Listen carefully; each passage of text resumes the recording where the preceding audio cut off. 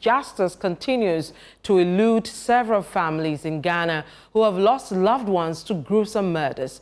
Many of these cases have dragged on for years without resolution, often hindered by stalled investigations, limited resources, or a seeming lack of urgencies from relevant authorities. For grieving families, the response from law enforcement has fallen far short of expectations, compounding their pain and frustration.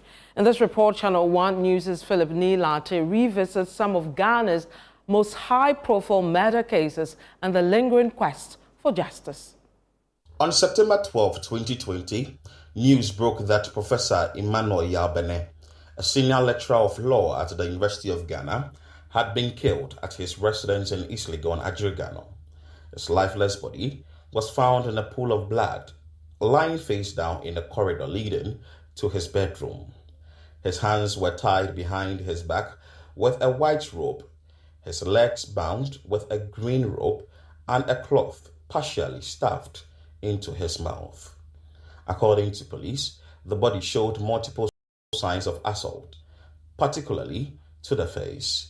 At the scene, investigators also found a hand glove, a blood-stained white rope, and bloodstains on the walls. The white building used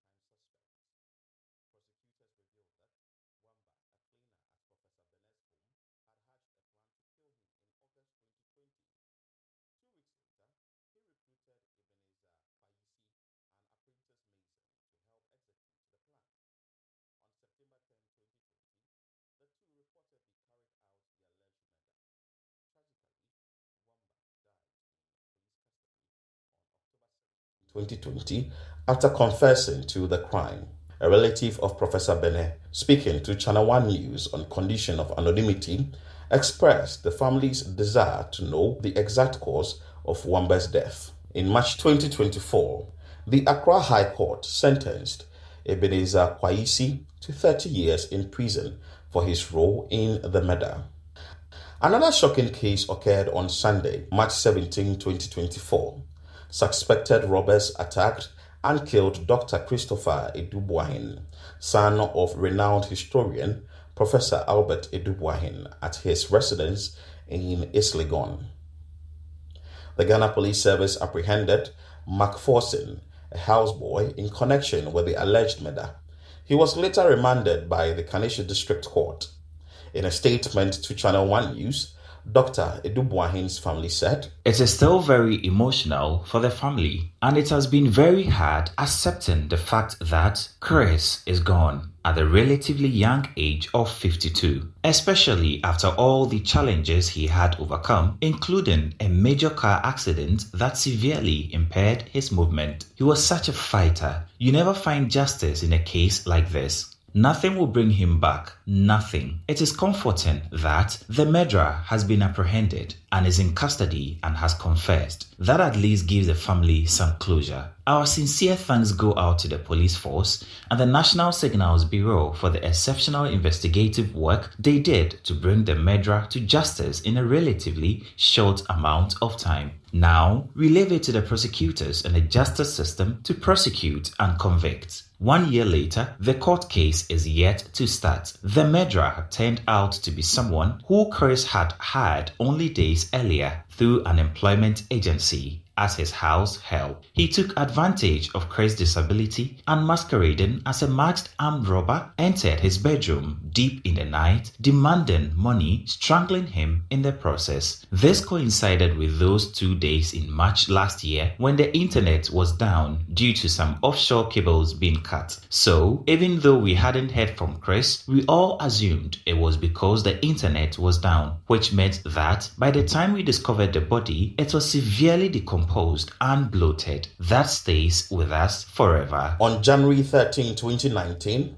the Marketing and Public Affairs Manager of the Ghana Ports and Harbours Authority, GPHA, in charge of the Tema Port, Josephine Asante, was tragically stabbed to death at her residence in Community 25, Tema. The incident reportedly occurred shortly after she had returned from a senior staff party. According to sources at GPHA, Madam Asante was attacked in her bedroom soon after arriving home on Saturday night. Following the brutal assault, the attacker or attackers allegedly locked her in the bedroom and threw the keys into the compound. Subsequently, the Tema Regional Police Command launched an investigation into the matter. 2 individuals, Amos Apeku, the personal driver of the deceased, and Christian AJ, a houseboy, were arrested in connection with the case.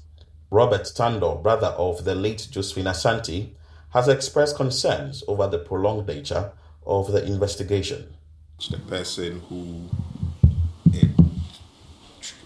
transpires, pulled the trigger or ordered the murder was never brought to trial. The investigators, I'll say they did a great job, but that's where the justice system falls apart, because apparently they were looking for forensic reports. That forensic report never came. It took years, and we don't understand how a forensic report, apparently something to do with MTN's phone system, it took them so long.